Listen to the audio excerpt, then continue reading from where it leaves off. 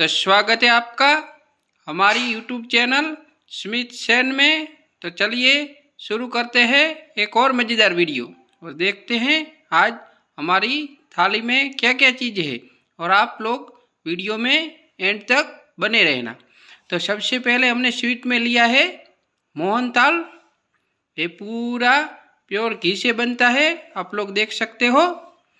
और साथ में हमारी फूल गोभी और टमाटर की सब्जी, इसमें हमने हरी मिर्च, पिसा हुआ लहसुन और बारीक अदरक डाला है, जिससे स्वाद बहुत ही अच्छा आता है।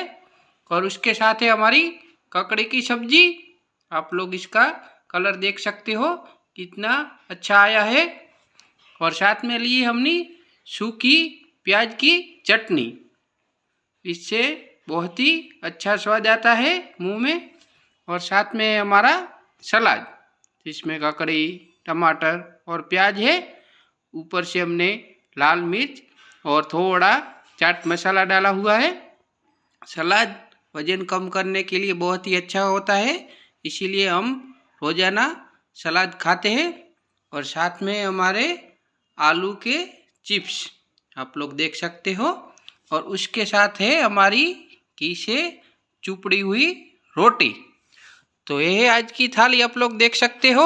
आज हमने एक स्वीट लिया है और 2 सब्जियां हैं, उसके साथ है हमारी चटनी, साथ में सलाद, चिप्स और रोटी।